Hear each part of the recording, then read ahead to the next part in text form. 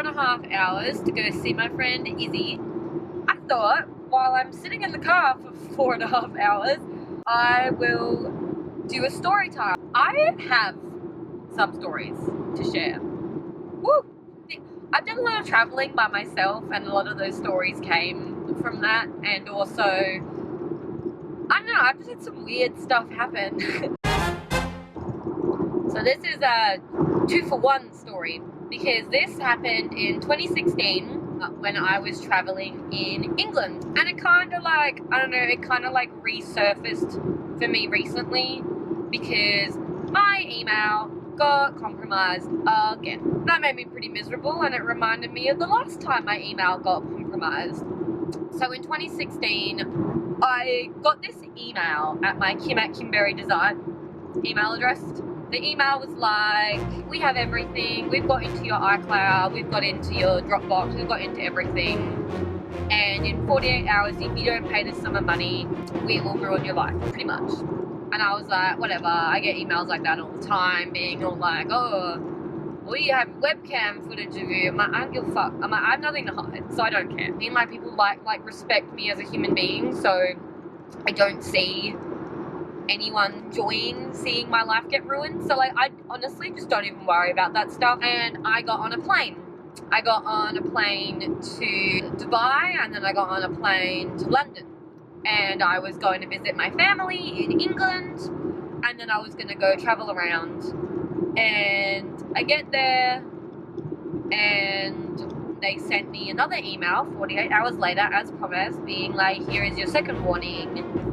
Like, we're gonna give you a week or something. And I was like, oh, this kind of feels a little more legit now. But there was a point in 2016 where someone was logging into my Dropbox account and changing my password like every day. And I'm like, there's nothing on there unless you want to see like what I'm doing for clients, like graphic design clients. I'm like, oh yeah, cool, some logos, like sick. I get unusual logins for my Facebook all the time, but my Facebook isn't connected to an email address or a phone number. It's like an old like fake email address. So it's like they have to have my iCloud, and they have to be signed in, and then they have to be able to see my text messages, and then they'll try and log in, and then they'll get the verification code in a text message, and then they'll log into my Facebook. And I'm just like, oh my gosh, who cares enough? And it's annoying because the IP address for literally like 99% of the people who log into my Facebook are in Perth or in Australia. Like, they're not even like overseas, you know? And I'm just like, what do you have to benefit? Like, there's nothing in my inbox that's interesting. Like, there's lots of unread messages because I'm a really bad replier. Like, if you want to screenshot how many messages I haven't replied to, because I'm a crap person like that. Anyway, so that was kind of like the mentality I was in. I was like, you know what, whatever. Like, they get into my shit, they get into my shit. Like, whatever. I get on a train. I go up to York, because I wanted to go to York. I wanted to go to Edinburgh so bad. So I go up to York, and then I'm in York for a day, and then I wake up at my Airbnb, and I go to put money on my travel card, and my PayPal is empty. The couple $1,000 that I had on there was gone. And I was like, oh, okay. And then I went on to my email, and I couldn't log into my email. And then after like 6 or 7 login tries, I called my mum to call Westnet, who was my email provider, who are terrible, by the way. And this person had sent 5,000 emails out of my email account, so then I was marked as a spam account. Everyone in my contact list had been sent fucked up, spammy emails. Leave me alone. Like, just leave me alone. Like, I'm not anyone.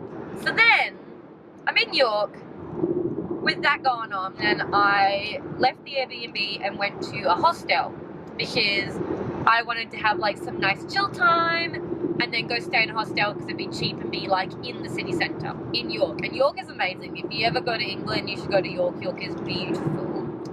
Anyway, so I'm at this hostel. It's 6-bed hostel room. Literally, I walk in, it's all males. I chose like a mixed room. Oh well, whatever. I've stayed in hostels for years and I've never had an issue with that kind of stuff, like never. I stayed there I think for like 3 nights I think, and I made really good friends with a couple of guys who were in there. Then there was like a father and son in there, and then there was like this one weird guy who just gave me the heebie-jeebies like as soon as I met him, but I was like, whatever, like these other 2 guys are really nice, so I'll just like hang on to them kind of thing. Okay, so this guy was wearing a top hat, which is fine. Nothing wrong with wearing a top hat. He looked about 30, but he was 19. I can't talk, I look 70 according to the internet. He was wearing like a vest, a button-up shirt, and then like steampunk kind of boots, but he wasn't steampunk. I loved his boots, they were great. I really wanted to like him because he seemed like an interesting character, but he was just creepy. Like, you know, when I entered the room, I like, you know, shake everyone's hand and introduce myself and stuff, and everyone was kind of hanging out when I got in there. I'm guessing everyone kind of checked in on the same day. Like, I stay in hostels to make friends, you know, and just to like get a new experience, and you get to chat to people who live all over the world, and you just have a good time. Yeah, so when I shook his hand, he like didn't let go of it and just like stared at me, and I was like, okay, I will remove myself from your hand, from your grip now. It was just, I don't know, I just got like, you know what it's like when you're a female and just you just know, like there's something like not 100% cool about this person. He was a whole different kind of story, and I just like knew something was wrong straight away. Anyway, we get to the last night that I'm there, and all of us decided to go out and onto the town, and it was fun. Like, we had a good time, and we went out for a few hours. We went to like a couple of small kind of pubs and bars, and then we went to like a club. The other guy I really liked was like really cool, but he kind of knows something sus with this third guy. And he was just like, there's just something not quite right. He's just like a little bit lost, a little bit weird. I'm like, yeah, there's just something not quite right with this guy. Well, that's right, we went in this club, and he was wearing his top hat, and when we went into this club, they told him that he had to put his top hat in the cloakroom. And he had like a hissy fit about it. He was like, no. And we leave. He gets his hat back. We leave. And we get back to the hostel.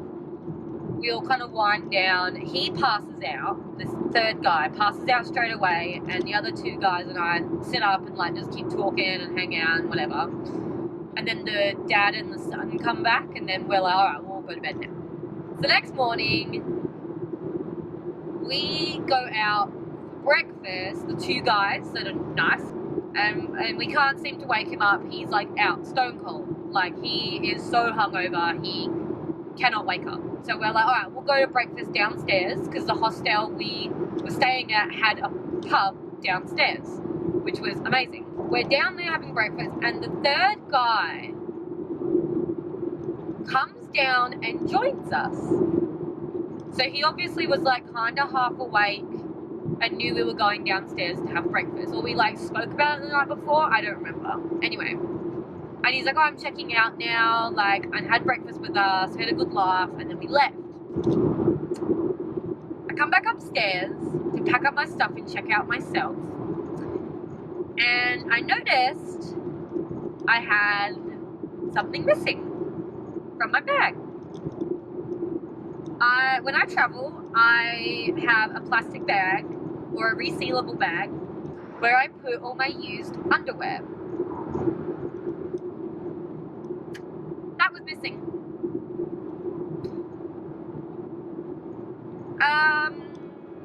Yep. All of my used underwear was gone. the two guys I had breakfast with came back up with me, and I was like, my underwear's gone. They were like, what do you mean?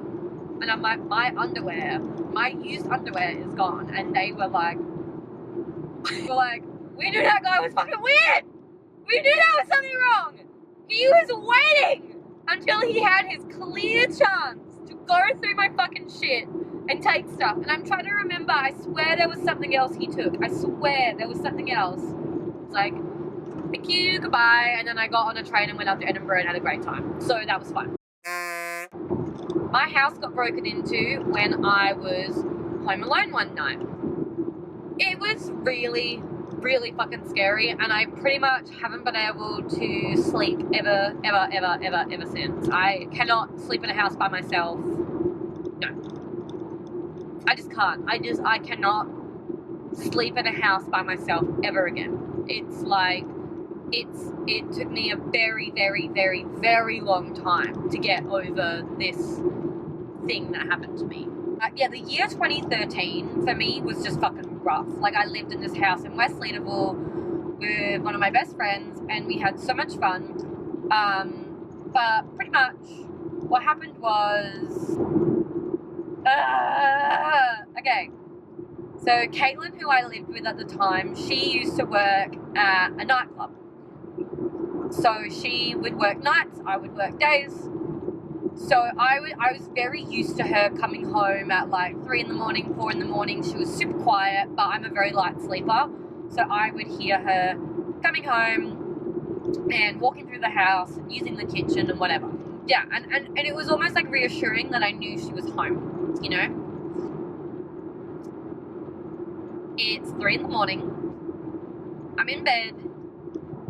And I wake up and I look down at the like gap under my doorway, and I see that the kitchen light's on, because my bedroom was the closest to the kitchen down this corridor.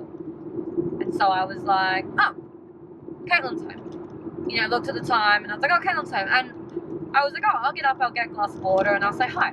I walk into the kitchen. It's like, there's no one there. I'm like, hey. No one responds. And I was like, oh, okay. Maybe she's just gone to bed, didn't turn the light off. So I filled up my glass, turned the kitchen light off, and I went back into my room. I lay back down, and then the kitchen light goes back on. And I was like, hello? In my head, I was like, no, it's probably just like an electrical issue, you know, it's like a down light, you know, an LED down light, you never know. No, there's rustling, and there's footsteps, and there's like murmuring, like not whispering, like murmuring, you know, like they're not trying to be quiet, and my blood runs cold, and I just know something's wrong. So if you ever want to barricade yourself in your room, this is a hot tip. Look at my scrawny fucking arms. I could not fight off anyone if I tried. So use your door to your advantage. Use your bedroom door and your body weight to your advantage. Like, so you sit on the floor with your butt firmly against the door and your back straight against the door, and you hold the door handle and you put your feet against an object in front of you. So luckily I had a bookshelf right there. So I pressed my feet as hard as I could against that bookshelf and pressed myself against the door. So even if they tried to slam the door in, they'd have to at least lift, you know, my body weight at the time, which would have been about 50 kilos. They would have had to push me across. And I called my parents, because when you call 000 in Australia, you have to be like, Western Australia, police. And then you have to like describe what's going on, and you have to be really clear and loud, and I didn't want them to hear me calling the police. So I called my parents, and then the police called me back, and they were like, are you sure there's someone in your house? And I was like, yes. And at that point there was pressure on the door handle. I was holding the door handle up, and I could hear footsteps going back and forth down the corridor, and they were opening the bedroom doors along the corridor, and then they kept coming back to mine. And they kept talking about opening my fucking bedroom door handle. And I was like, yes, there's people in there. They're trying to get into my room. And the lady on the phone was like, yes, someone's on their way. There's people on their way. And I was like, thank you, thank you, thank you, thank you, thank you. And then I saw red and blue flashing lights flashing through the house. And I could see it reflecting in the backyard. And I heard police. And I fucking stood up. And I opened my bedroom door. There was 3 guys. I heard 2 guys run out the back and jump the back fence. And I heard 1 guy go out the front. And they were like, fuck you, bitch. We'll be back. Please do not come again. Please do not come back to my house. You are not welcome here. And that ruined me. And then these policemen came in. And then I was like, 2 went out the back, 2 went out the front. And then they were like, okay. And then they ran. And then like 3 other police cars came. And dogs came. And I was like, oh my fucking God. And then I heard my parents' voices. And like, oh my God, I literally want to cry right now. Because I have the most supportive parents ever. And they literally would have got my phone call and been like, we're coming. We're on our way. We're here. You know, and they just drove straight to my house to come save me. And I was like, oh my God, best fucking parents ever. Nothing actually got stolen, and they didn't get into my room because I barricaded myself in my room. Nothing happened to me, except scarred forever, but that's fine. They had started like piling up things in the front yard that they were planning to steal. And it's funny because at that time, Caitlin and I had no money. The TV in our lounge room was this huge, big, fat, like those deep old televisions that like her brother had handed down to us because he was like, this is trash. And we were like, oh, a television. Like our dining table was like a glorified like milk crate with a blanket over it. Like we had no money. So they would have broken into our house and been like, these poor bitches. I also had this iPod dock that I had since I was like 13, I'm pretty sure. I'd had this iPod dock for years, and it was like one of the very first iPod docks. Like you put one of the very first iPhones on it. Like it had like the wide, like the iPhone rested into it, and it was like a radio alarm clock with an iPod dock on it. I'd had this thing for like, you know, at least 6 years. Like it was old. That was in the kitchen. So we would play music while we're cooking and hanging out and had friends over and blah, blah, blah. Anyway, but on this thing, there were these like 4 big buttons on the top. When you pressed down on it, you would set an alarm. So they had unplugged this shitty iPod dock because they were like, oh, we could probably use this as a coaster. Unplugged it, piled it up with the other pile of shit out the front. You know, as I was bringing stuff back in, putting stuff back, like after everything had been fingerprinted and they did like DNA tests on stuff and they, you know, they left. And as I plugged it back into the wall socket, whatever. Then I tell Caitlin what happened. She had stayed at her boyfriend's house at the time after work that night, so she didn't come home during anything. And I went to fucking work the next day because I just couldn't be in that house by myself any longer. I went to work like 2 hours early. Like I literally left for work at like 5 a.m. that day because I was like, I can't fucking be here. And and they tried to steal my car, but then my car was blocked in by my neighbor. Thank you, shitty neighbor that would block me in our driveway, so they couldn't drive away with my car. Thank you. I had like 4 bags of stuff that was going to the op shop, and they had like tipped it upside down and thrown it all over the street, all over the driveway.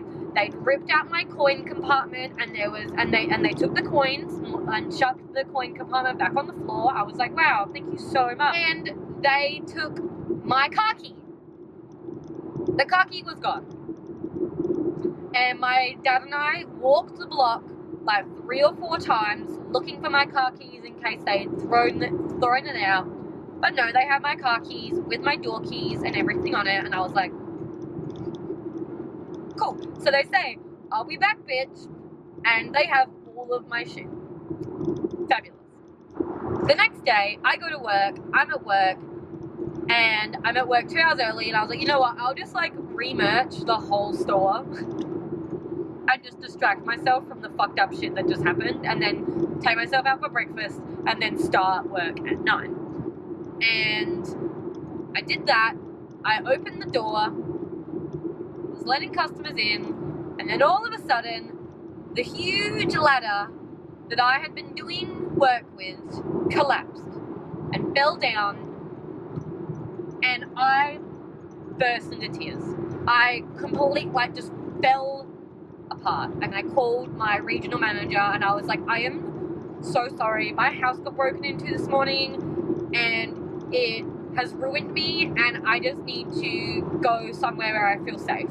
And my regional was an absolute angel, and I'd already had a couple of shitty things. I'd already been beaten up in that store. I already got punched in the face by shoplifters and thrown against the wall by shoplifters maybe 4 months earlier. Oh, 2013 was not a good year for me. And so my regional was like, go home. Close the store. I will come in and cover. Go home. And I was like, I don't want to go home. And she's like, go where you feel safe. And I was like, okay. And so I literally just went to my parents' house and just cried. I just went home and cried. Anyway, and Becky and I went to Carousel Shopping Centre, a big, busy fucking shopping centre, and just I bought a pair of shoes and just distracted myself and just cuddled Fiasco and just had just tried my best to just function and cry and feel. And I had this huge debate with myself, and I was like, do I go home or do I move out? Do I give up on that place? What the fuck do I do? And I was like, you know what? No! Fuck those guys. Fuck them. Fuck this. Fuck making them make me feel like I can't be safe in my own house. And Caitlin was like, nope, we're done. We're burning the house down. We're never living there. Let's move out. And I was like, Caitlin, no, we can't do this. We have to sleep in that house tonight. You and I will share a bed in your room because it's further away from the front door and the kitchen. And we'll be okay. We'll be okay. With fucking knives under our beds. And remember how earlier I was telling you how they took the alarm clock and I plugged it back in? Some kind of weird timing thing happened. And because I didn't reset the time or whatever, so that my alarm that would normally go off at 7 a.m. went off at 3 a.m. at the exact same time that they broke in the night before. This alarm goes off in the middle of the lounge room, and I am screaming, they're back, get the fuck out, and then I honestly just commando crawl with my knife down the corridor, and Caitlin's in bed, and I'm like, I'm gonna get you. It's my fucking alarm. It's the fucking shitty coaster iPod dock in the lounge room, and I was like, fuck this. My life is fucking ruined. And I genuinely did not sleep for 2 months. I am not even exaggerating. I did not sleep a full night. Oh, I didn't blink until I was exhausted. It was bad. I tried sleeping with classical music. I tried sleeping with nightlight, salt lamps. I already sleep with a nightlight since I was a child. I still do now. I can't sleep in pitch black. My imagination's too big for that. It was just fucking bad, man. It was not a good time in my life. Oh, another story from that house in 2013. I cut my pinky finger 2/3 of the way off. It was bad. I have more, but I will save them. I might even split this into a 2-parter because there's a lot. I will open up about all the sexual assault and the assaults that have happened to me, because I feel like that's something that I really want to share and talk about and bring up, bring it to light. And, if anyone else has gone through it, they can just know that they're not alone. But I have maybe 6 different events where men have tried to ruin my life in that respect. And I think I need to dedicate one video to it. So, yeah, I sound it's meh, but it's they are really dark issues, and I don't want to just touch on it lightly while I'm telling such weird funny stories. And I think I'm like almost ready. I'm like almost ready, because normally I would think about any of those things happening to me and I would just burst into tears. When now I think I'm definitely strong enough to like tell those stories and prove that you will get better and you will get over it. So, like you will come out the other end like, boo, boo, boo, boo, like, come at me, bitch, you know? So that's like what I'm thinking. So anyway, I hope you enjoyed my story time. I can't wait to hear your guys' reactions to these stories as well. That's going to make me laugh so much. Let me know if you've had anything else like that happen to you. Anyway, I'm kind of hungry, so I'm going to eat my pasta. So I'm excited for that. Anyway, I hope you're having the best day, and I hope you're doing well. And I love you guys so much. And